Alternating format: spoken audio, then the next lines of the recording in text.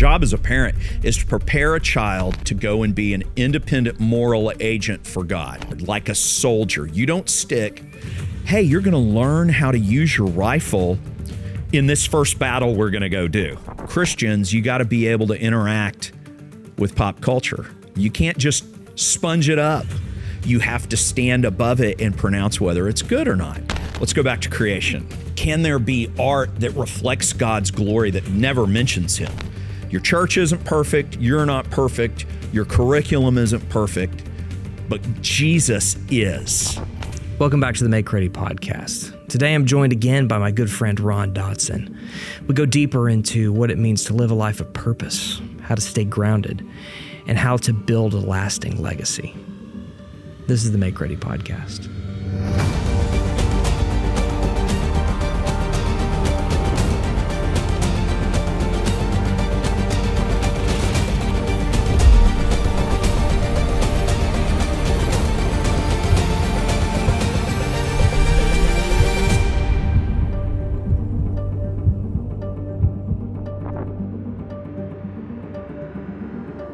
Ron Dodson. Brian. This is always so much fun. Before we get started, I have something I want to say. But we've already started. I know we've started. Okay. This is part of the show. This is giving people a little peek behind the curtain. Are you going to tell me about your beautiful jacket that you're Oh, wearing? thank you. I mean, my wife dresses me well. She lays all my clothes out for me every morning. That's not completely true, but it is kind of true. She did see this jacket and said, "Hey, come over to the such and such store and try this on." No, so for those of you who haven't watched the last episode, you need to watch so it'll give context to this, because I call Brian. Brian says, "Hey, let's film on such and such day." And I show up and he goes, "Hey, let's go to lunch." And I said, "Sure, that sounds like fun." And as I come up here and he's right behind this camera, right over here, is hair and makeup. Katrina is your staff, does hair and makeup, and I come in and Brian's sitting there in the chair. He's got his little tissue on. I go, "How long you been doing this?" And she goes, "About 2 hours." And he's all coiffed up. He's got about a 1/4 inch of pancake on. He looks so good. I go, "You're going to go to lunch like this?" He goes, "It'll be real quick, but you need to eat."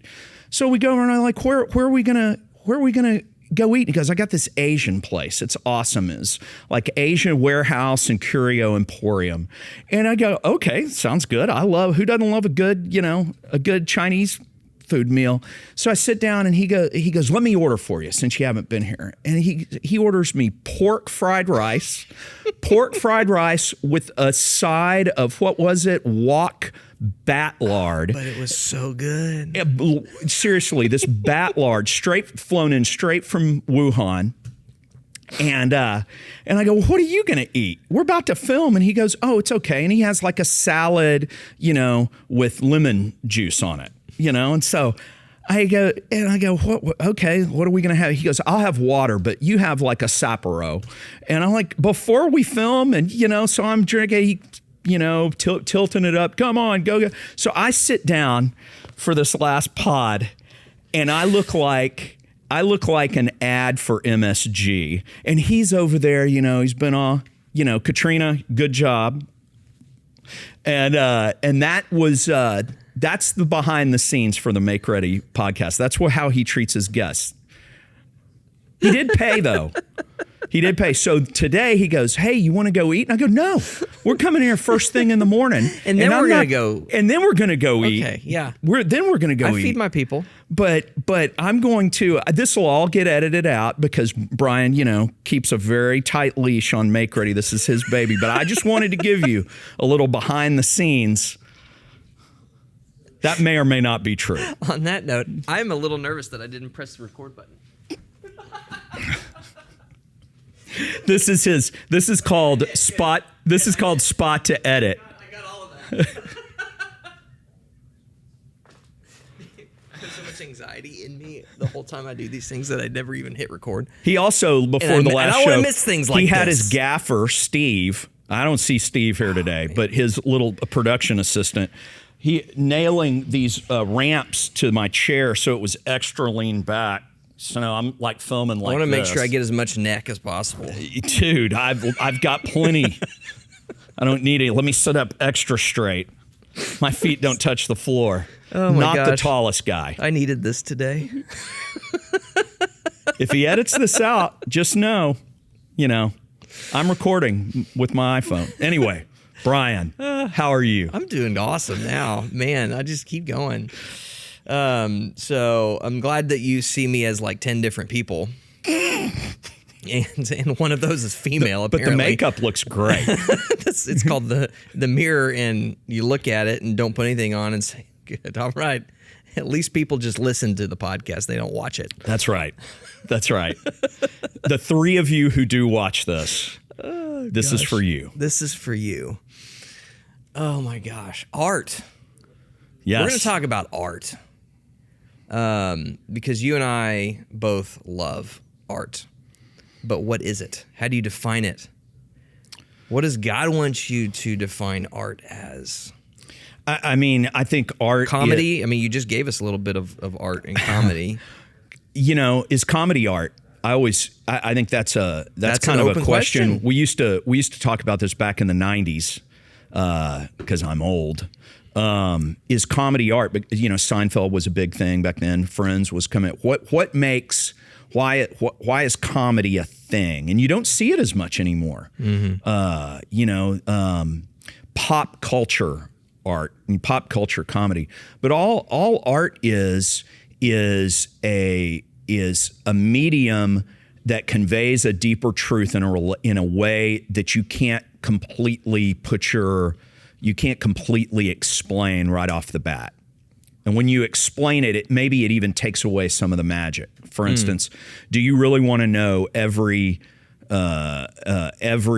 detail of technique technique, we'll come back to that word, technique that was used to paint the Mona Lisa or water lilies, or how Michelangelo did David or Moses, or some of the, sculpture to me is the highest art.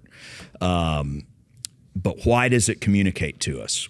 It communicates some truth that's deeper, that's just below the surface. So comedy does that because it pokes a hole in our perception of reality in a way that makes us laugh. But I do think it's art. Good comedy is good art. There's a lot of nasty stuff out there that I don't think is art, but it really doesn't.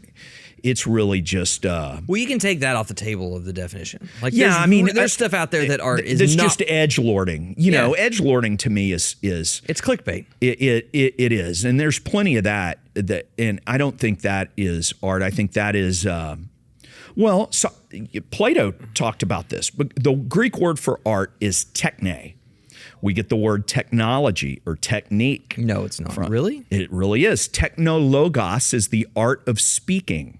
So the sophists that Socrates was battling with just wanted to lower the form of talking to just basically tickle the ears, to convince people of something that may or may not be true. And Plato, through his depiction of Socrates, wanted to say, no, it's got to be more than that. It has to really convey this deeper truth.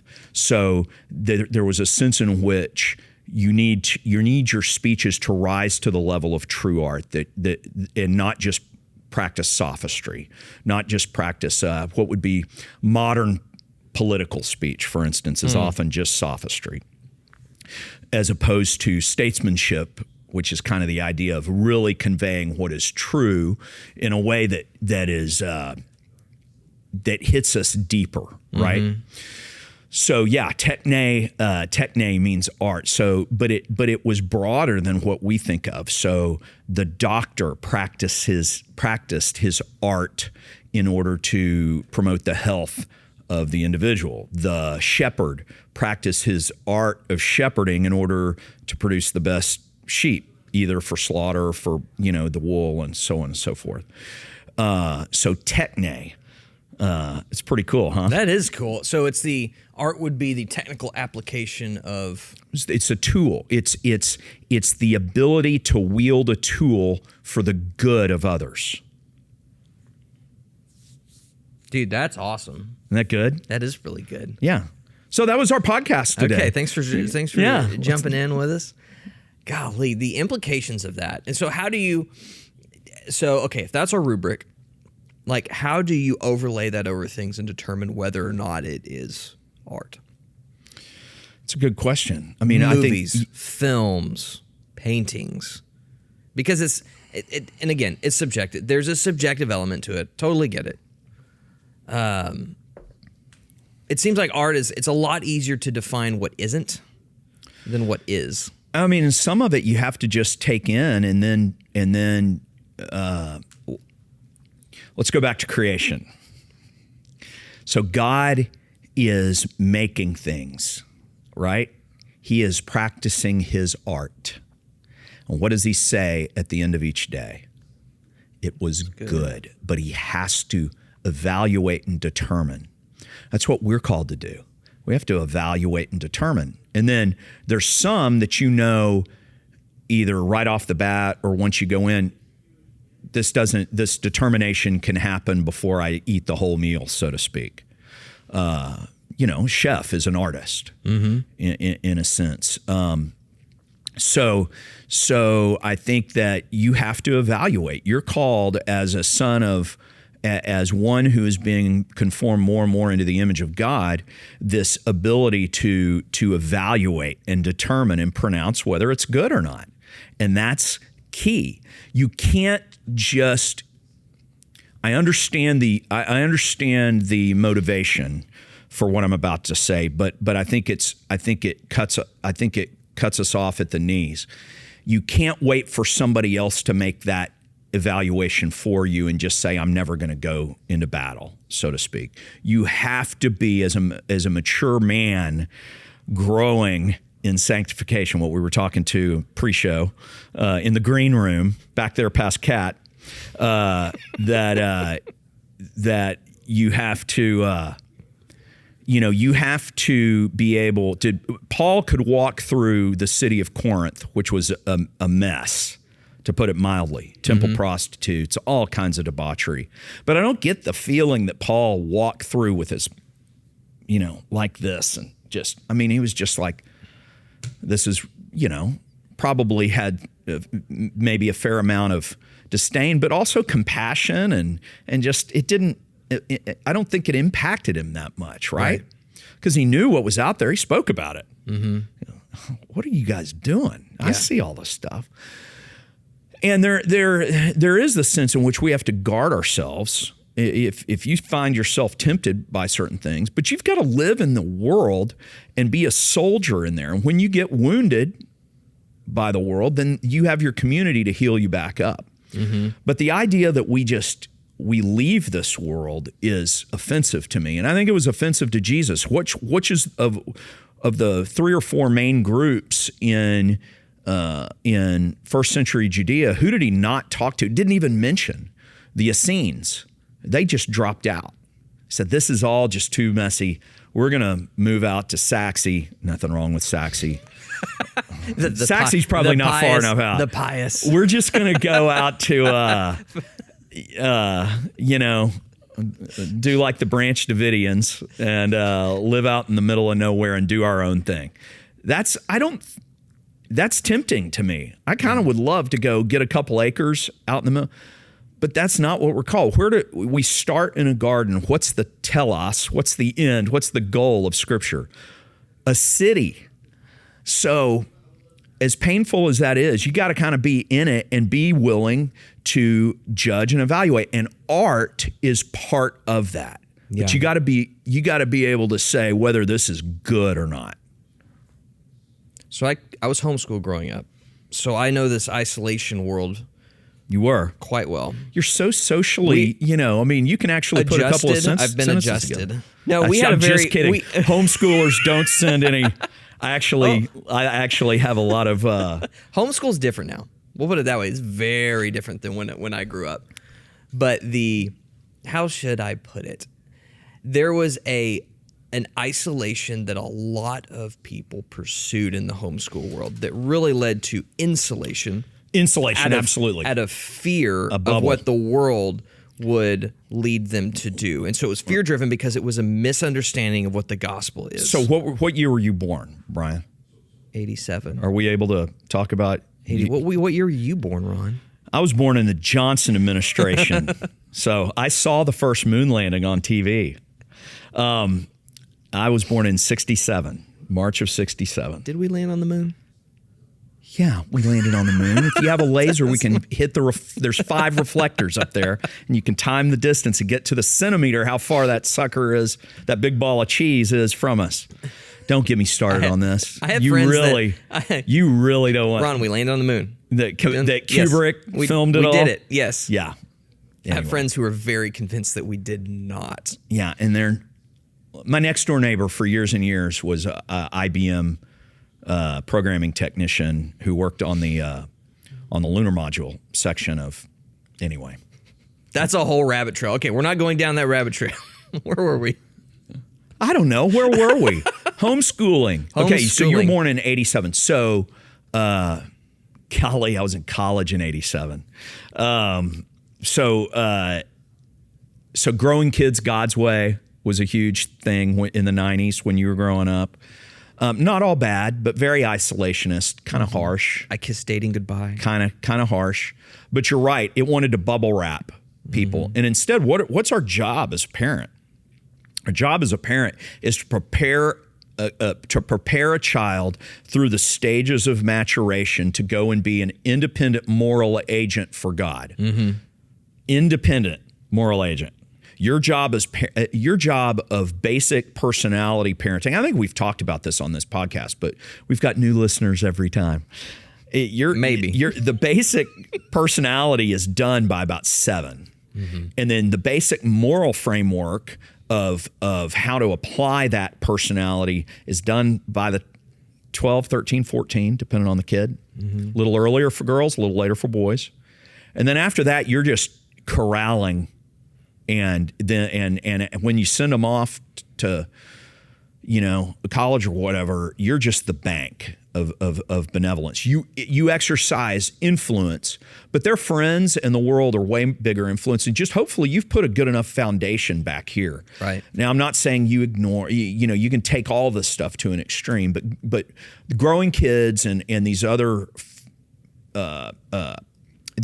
programs were well intended, but the idea isn't to so completely isolate that they are unprepared for the world when they go into it. You are to be prepared like a soldier. You don't stick, hey, you're going to learn how to use your rifle in this first battle we're going to go do. I accidentally shot my No, you're going to train. You're going to prepare. No, yeah, absolutely. You have for a long time you're going to prepare, because the world is dependent on your Satan is limited by God's sovereignty, and some say he's bound. I don't know. I don't want to get into all that eschatological framework stuff, but is the world sinful? Is it still subject to the fall? That's all you need to know. You got to prepare your kid to interact in that. And part of that is you're fallen, so the way you raise them is going to be imperfect.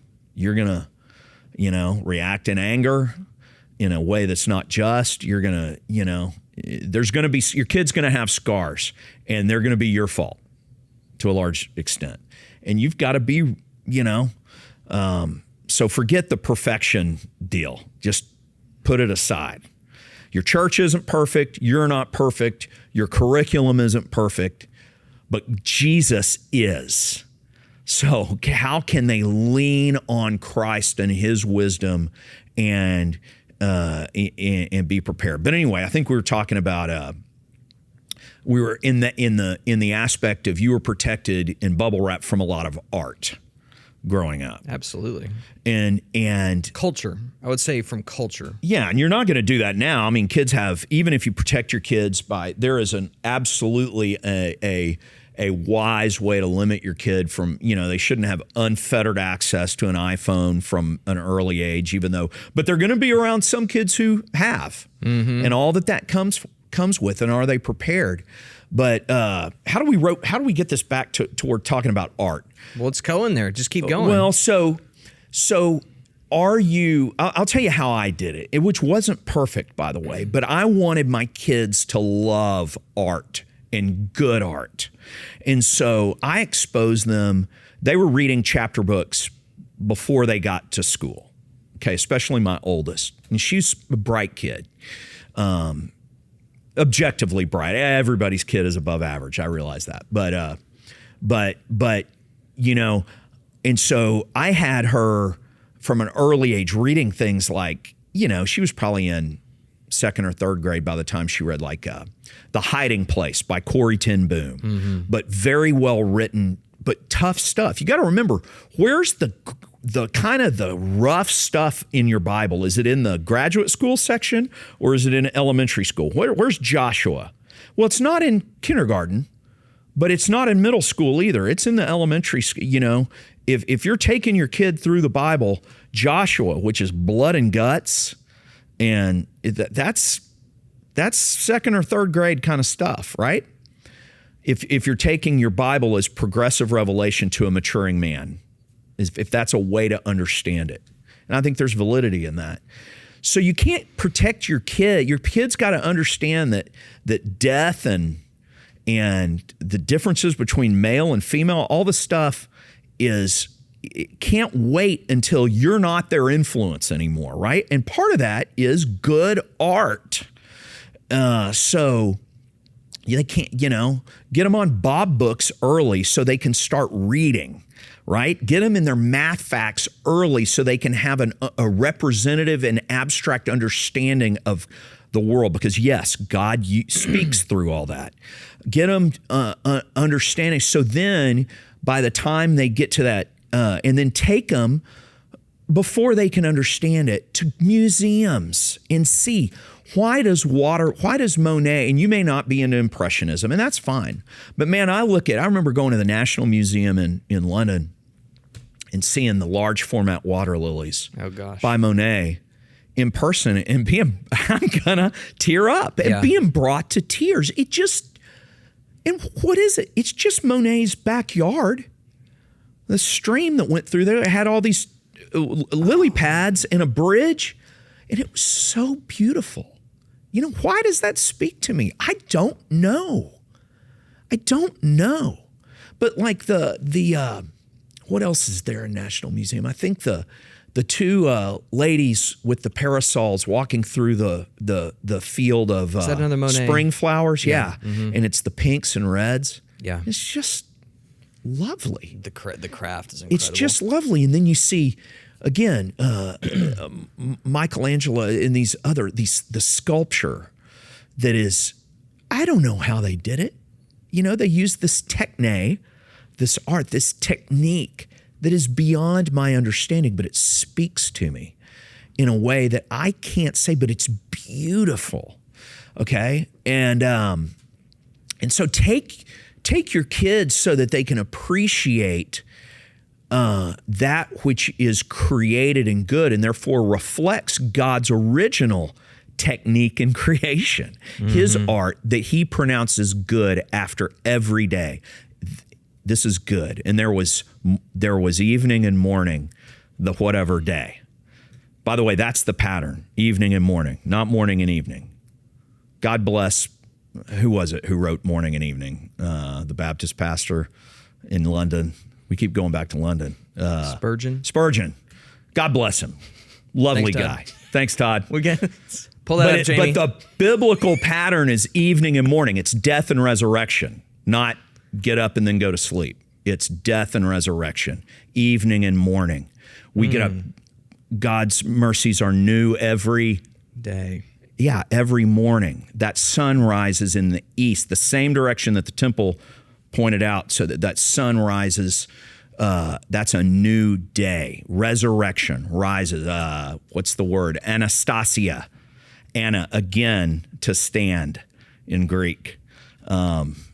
Anyway, but that's art. Why does resurrection speak to us in a way that we can't put words completely to? Because we know, because even forgiveness speaks to that. I can stand again because I've been forgiven. When I know this is going to shock your listeners, your viewers, but I'm not perfect. And sometimes I might be harsh with my wife or my kids, and I have to say I'm sorry, and I'm full of shame. And when she forgives me and I can stand again, God's art in our lives, that speaks to me. I can stand before her again. I can stand before God again because I've been forgiven. Anastasia, resurrection speaks to us beyond just justification. It speaks to our lives because that communicates to us deeply that I can get back up off this mat because my sin has brought me low. Our very lives, sleeping, is art. Why do we have dreams? Because I'm raised up to walk in newness of life again. And that is our very lives, the creation itself preaches a reality that is beyond our immediate understanding. And that's what good art that we make should do. It should do these same things. That's why it should be rich in theme. It should be rich in meaning. It should have characters that aren't one-dimensional, but like us reflect this Trinitarian, the reality of God himself who exists in eternal Trinitarian perichoresis, this relationship in and amongst the Trinity that is covenantal and eternal. Our art should reflect that. And that's the art that speaks to us, be it a TV show or a sculpture or a painting or a song that just hits us, right? Do you think that's because we're made in the nature of God? Yeah, we are. I mean, we have this, think of every person you encounter has this near infinite level of experience and thinking, and that we just see this minute glimpse into, right? But inside them are all this world of experience and love and passion and sadness and creativity and judgment in a good sense and maybe in a bad sense. But all this is this infinite, or at least from our perspective, chasm that each person reflects God's image in that way. Mm-hmm. And so, but we're created God-oriented. We worship. Now, our worship may be pointed in the wrong direction at times, and that's why we have the community of the church and faithful leaders, hopefully, and so on and so forth, good teachers. But we all are created to worship. We all have a little bit of obsessive compulsiveness in us, right? But that should be pointed towards God. That's where our obsession really is ultimately pointed to. And then he reflects that back into ways that can glorify him. So we're talented in certain ways. We have interests in certain ways that we can be productive and anyway, I didn't mean to get far afield, but. Well, here's my working definition. That art is the mixture of four things. It's talent, God-given talent, skill, labor, and intention mixed together to express truth from an angle that has been not seen by other people. That's good. To reflect the glory of God. Yeah. And if that's true, then things that aren't art, are they the inversion of that? Are they things that conceal the glory of God and conceal truth? Right. And sometimes it's not, sometimes it's first or second derivative. It's not immediate. For instance, not every art is a picture of a sunrise or a depiction of the Last Supper, or in other words, can there be art that reflects God's glory that never mentions him? In other words, it's just an accurate portrayal of how he's made the world and the people reality. in it. It's just reflecting reality. Right. Yeah. But real reality, true reality always does reflect him and his truth. And at some level, even if it's this first or second kind of derivative. For instance, I'm going to mention a show that I played with my daughter, who is not a gamer, but occasionally she's a deep reader and a deep appreciator of art, and occasionally, maybe 3 or 4 times, she would say, "Hey, Dad, let's go." And this is back 10, 12 years ago when she was in, like middle school. She would say, "Dad, let's go to GameStop and get a used game and put it into PlayStation and play it together." And there was one where you were, this medieval guy with a bow and arrow and Assassin's Creed or something. It was, yeah, that's the thing. Maybe, and we played that together and laughed about it. And I mean, not for very long, but for a couple afternoons. But she got this one called Last of Us. It was a video game, and we played through. And I mean, I was grabbed. It was set originally in Austin in like 1983 or 1993 or something like that. And it just hit all my nostalgia kind of things. It's super well produced. It was produced by this game studio called Naughty Dog that had done this other video game that I found pretty compelling. I mean, it's a video game, whatever. I'm not a gamer really, but occasionally it was kind of fun. I'm a flight sim guy, I'm a pilot. And so anyway, we played this, and it was a very interesting and well done story, because what it was, even though all the accidents, all the outside of it was blue coated, not red coated at all. What do you mean by that? Blue coated. In other words, it was so the story, for those of you who don't know, the story is basically this guy Joel, who is in Austin, Texas. This cordyceps, which is a fungus that infects insects. And turns them into zombies, literally infects them, and then they climb and reproduce the spores of it takes over their bodies, and it infects like ants and spiders and all this stuff, like in the jungle. Well, the premise of the show is cordyceps has leapt over to humans. To this game. And so Joel, suddenly the world comes to a crashing halt. All these people get infected. And in the first night, first or second night, he loses his daughter. And time goes by, and basically this girl comes along who is immune to the society, completely collapses. Typical dystopian sci-fi setting.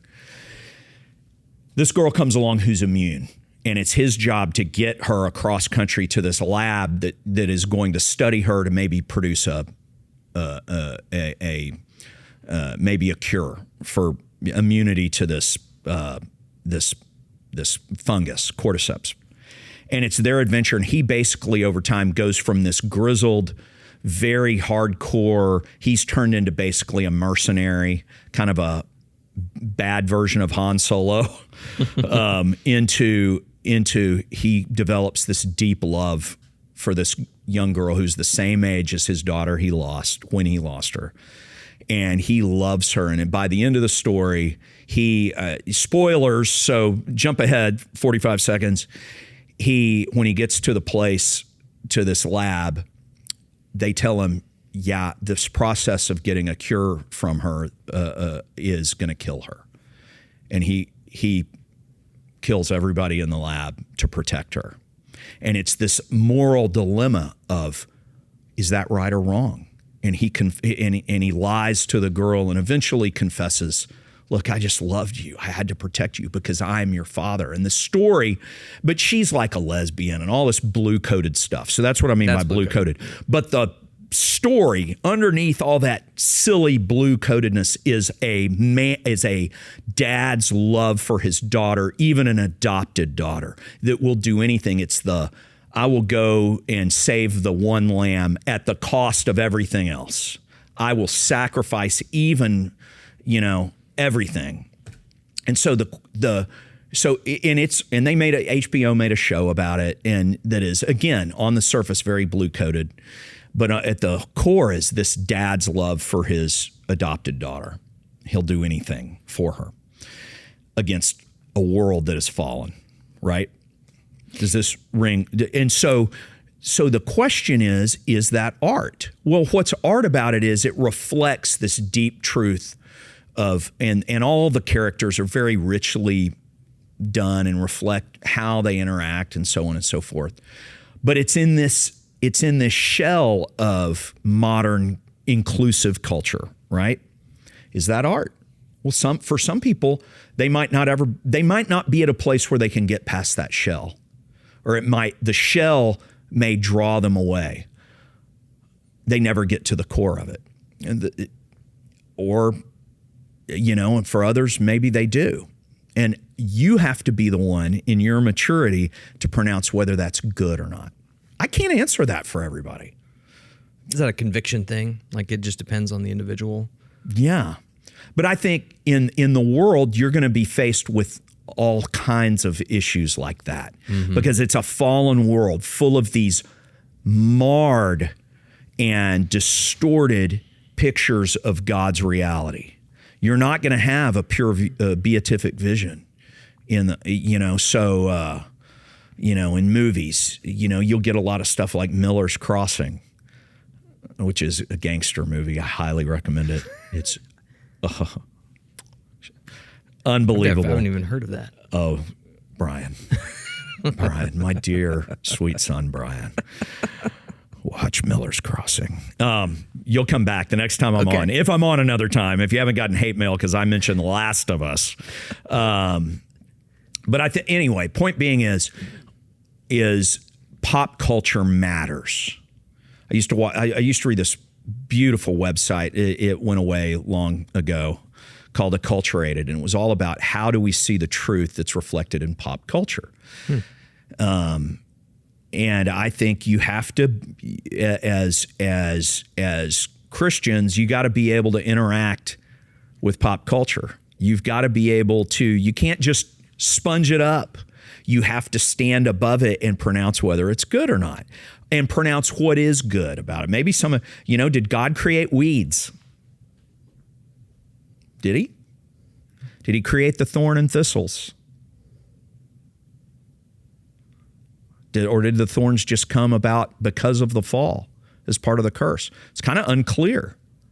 Maybe, do mosquitoes, those nasty mosquitoes, do they have a place in God's economy? Are they part of the food chain? Hornets, the nasty Asian giant hornet that just exists as a representation of demons. Is that part of God's create? I mean, you've got to be able to pronounce whether that's, in what context is that good? Is it okay for me in my garden to pull the weeds? Yes. But like, for instance, in church, where the wheat and the tares, Jesus says, are going to grow up next to each other. Can I be so Puritan that I go and pull out every single weed? Well, Jesus says, if you pull out the tares, you're going to take some of the wheat with it. You got to be careful. You got to be wise. You've got to be able to pronounce with maturity what's good. Or do you minister to it? Do you promote a soil that is conducive to growing wheat? So these things take wisdom, and we don't want wisdom. We want just a simple rule. Just give me Veggie Tales, and now look what's happened with the creator of Veggie Tales. I won't get into all that. But, I love Veggie Tales, by the way. My kids watch Veggie Tales. It was great. What was it? The bunny. Got to have the bunny. It was about Esther. Chocolate bunny. Yeah. Dude, I mean, gosh, this is so true. And I keep thinking back to my kind of homeschool days and homeschool friends. And by the way, I'm not speaking specifically about anybody. There was just this culture within homeschooling back then that wanted to look at the world as binary. Right. And put everything into black and white, and we stay in the white, and we don't even get close to that, which is black. Yes. And is there wisdom? Do we send? Here's what's funny to me.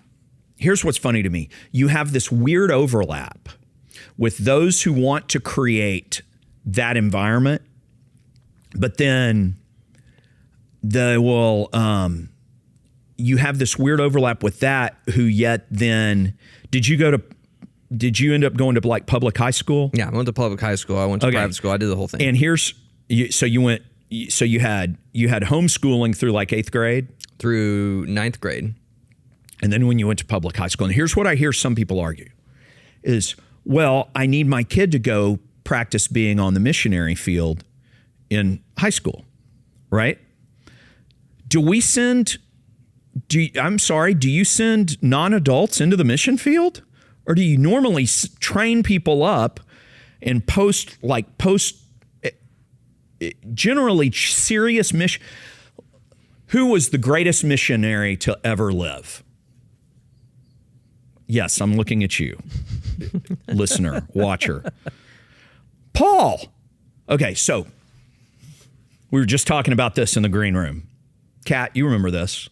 Love you, Kat. I'm going to run this joke into the ground. This is going to be a recurring theme. Oh, you bet. That's so Kat. Did you see what she just did? So anyway. What was it, Katrina? Was that her name? I mean, I know her name because she's real. She's your employee. Yeah. Katrina, what's your last name? Oh, you don't want to be. She doesn't want any stalkers. She doesn't want to get your hate mail. She does. It's all going to you. Care of MakeReady.org. Org, yes. Yeah, org. Sorry. 501c3. Your donation matters. So what the heck are we talking about? The greatest missionary was the Apostle Paul. Yes. So let's go through Paul's little deal. Paul was the Osama bin Laden of the church. Okay. He was killing Christians. He was taking them up, giving them over. Okay, yes, absolutely. He was. Before. Yeah. Yes. And then what happens? He's on his way to Damascus to do some more ne'er-do-wells. How often do well? Ne'er. And he was on his way, and Jesus confronts him with a bright light, speaking Aramaic. That's what we have. That's how we know Jesus spoke Aramaic. He speaks Aramaic to Paul. The New Testament's written in Greek, but we have in Acts this transliterated Aramaic into Greek. Saul, Jesus confronts him.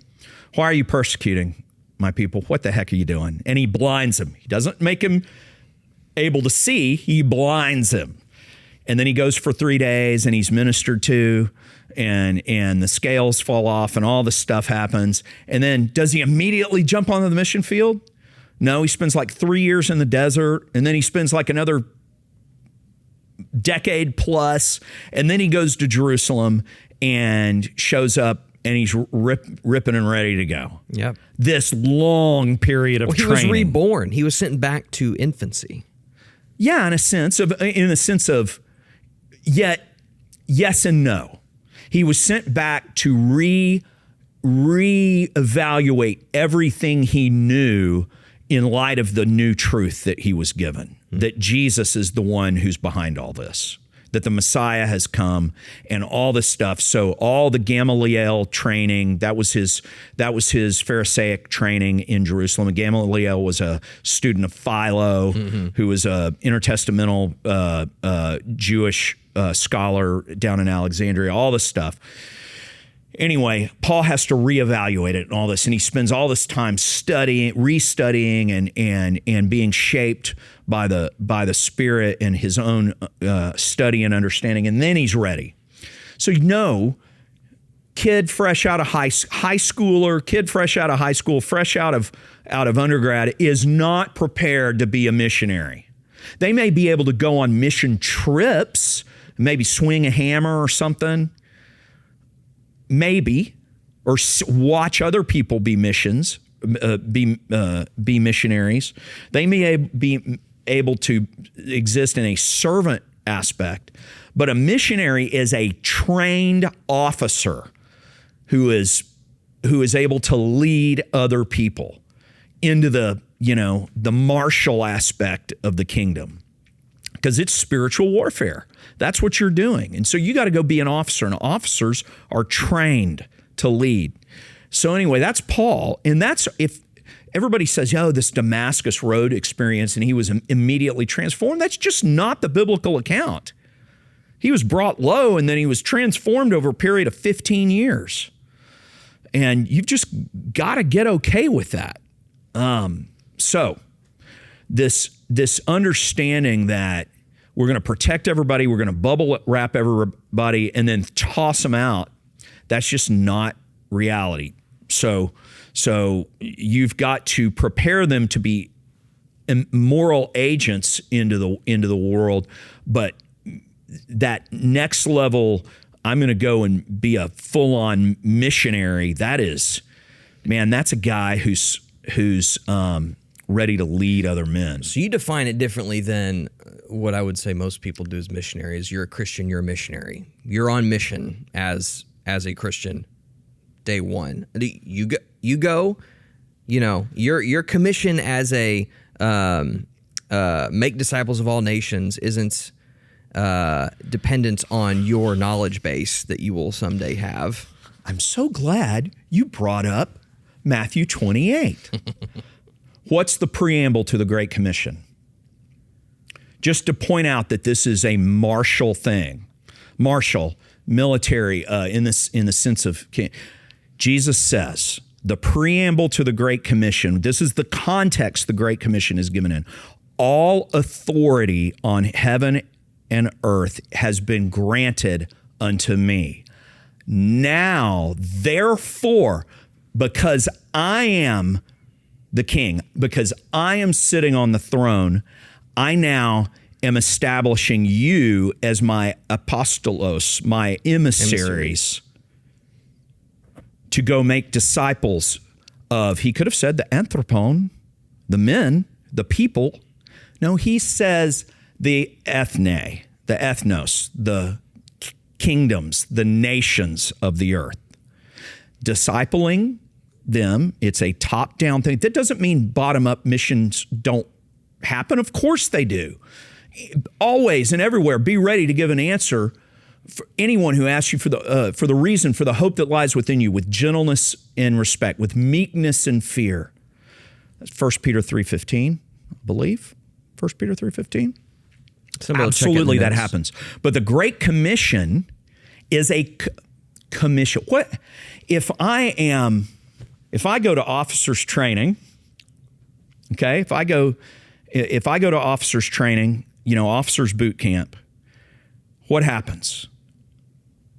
Some sergeant is going to beat the out of me for 6, 8, 12 weeks.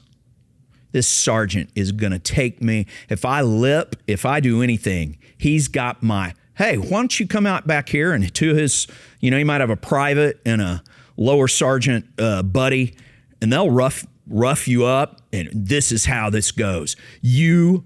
Blah, blah, blah. And you learn the ropes and you learn everything. And then what happens at the end of that 12 weeks? With pride, he pins that second lieutenant bar on your epaulet. And what does he do? With a tear in his eye, he salutes you. And what's that called? I am commissioned. That's what the Great Commission is about. You are being trained. We are being trained by this is the angelic realm, as in the old covenant, was training up humanity to be the officers of creation. But you in your walk are being trained up by the Holy Spirit to be an officer, that you might be commissioned to lead others. But that doesn't happen overnight. Okay, that is a process. Yes, always be ready to give an answer for the hope that dwells within you, with gentleness and respect, with meekness and fear. But that is different from being commissioned to going and leading others, because that is leading the nations. That is a top-down, and I get it that people disagree with me, but I just think the Greek is clear on this.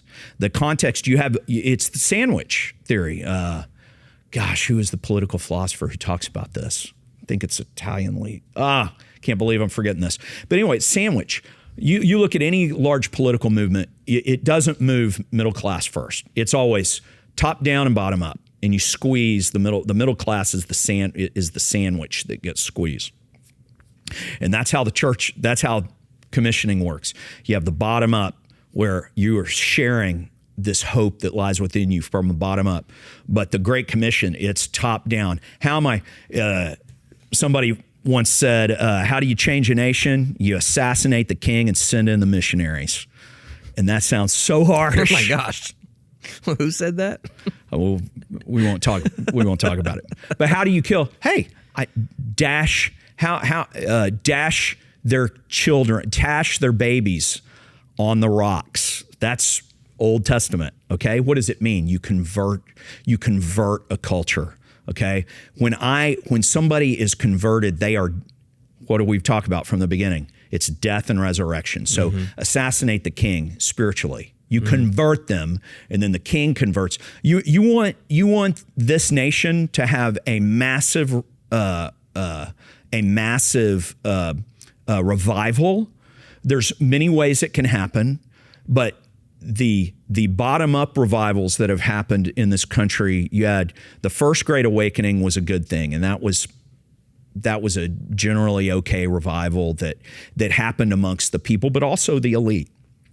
The second and third Great Awakenings were disasters. That's where you have all the cults come from. Let's go down the list. Mormonism, Jehovah's Witness, Christian Science, all were adverse from these attempts at complete bottom-up revolution, spiritual revolution.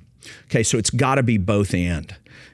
So if you want a true revival in this country, work among your college students and high school students and among the men of the people, but then convert the king.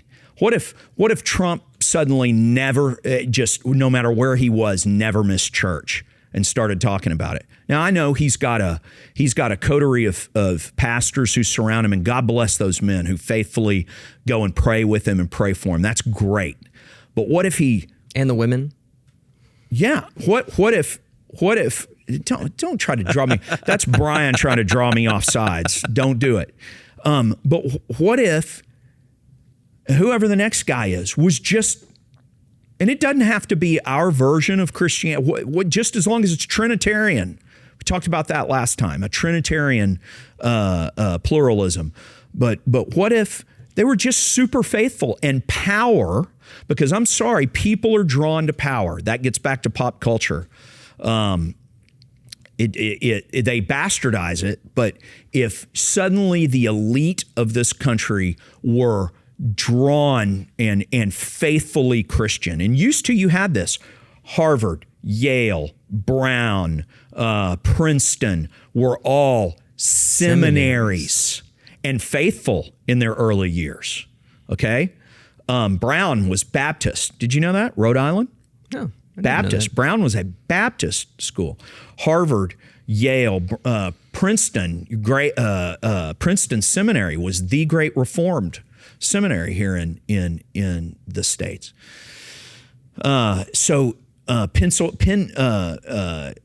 Penn University. I can't remember Dartmouth and what Dartmouth was related to, but they were all, these bastions of elite faith. And so that's a huge, it can't just be bottom up. Or it can be, God can do anything. But the Bible calls for this sandwich approach. Why do you think people hear elite and they think exclusionary? Well, probably just, I don't know. Because our country being founded on our country was had such a a common set of presuppositions going in, common assumptions of faith and practice in the big sense, that it could survive a return to republicanism. Remember, republicanism, our country is a democratic republic, like Rome was before Julius and Augustus. But even Rome fell apart once it started.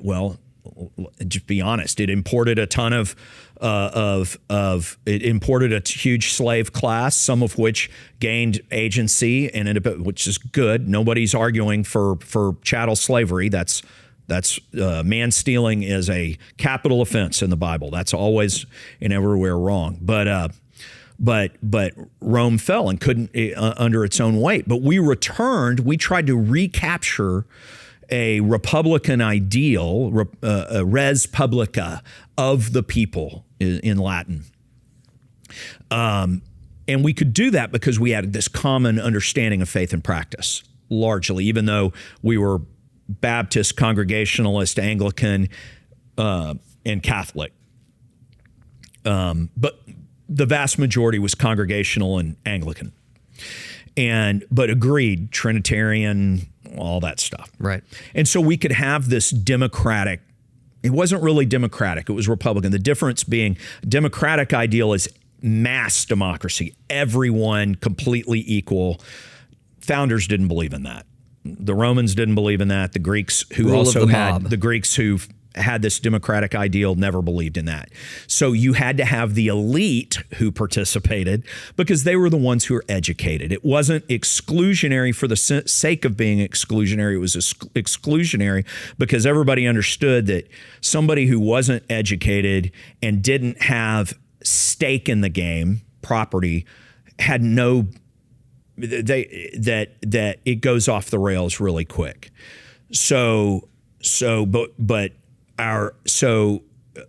As that moved, we talked about this on the last show, that once we had to import a ton of people in order to fill up the continent, or somebody else would have, that democratic ideal fell by the wayside. The Republican ideal fell by the wayside because the common presuppositions did. And so you move to more of a mass democratic understanding. Well, the problem is democracy is anti-elite. In other words, you don't have these assumptions of stake in the game in order to participate. And hey, I understand why that is a goal for some. The problem is it's like communism. It just doesn't work. Communism, isn't it great? From each according to their ability, to each according to their needs. Yeah, that always destroys society. And mass democracy does too. Because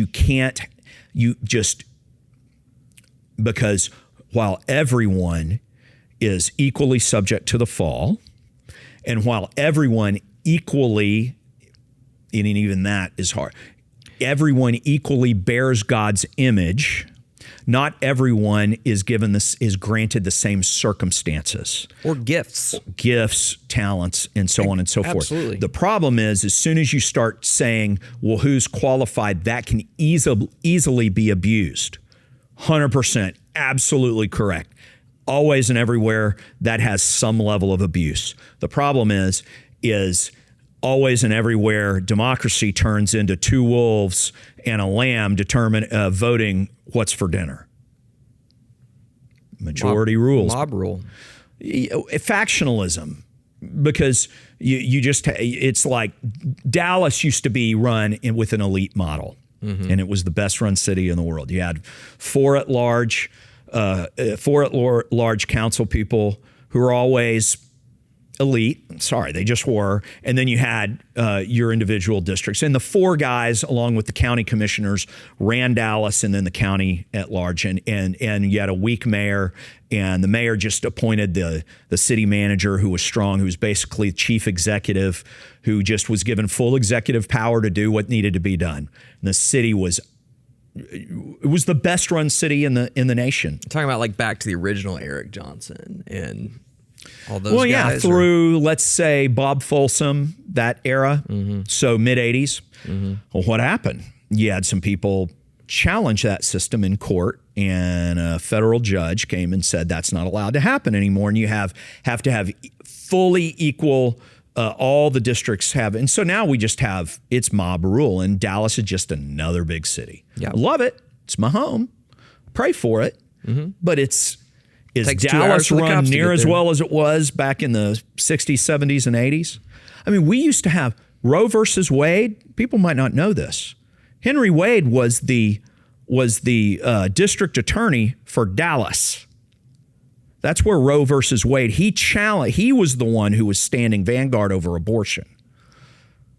That's what we used to have in Dallas. You know, my great granddad was on city council back in the day. Was he really? In Dallas, yeah. Oh. So, you're welcome.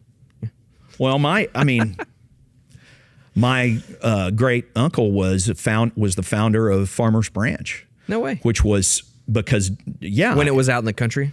It was Farmers Branch. It was a group of lawyers. He was a big to-do lawyer in downtown Dallas, and they wanted to create a haven for conservative folks, out in the sticks.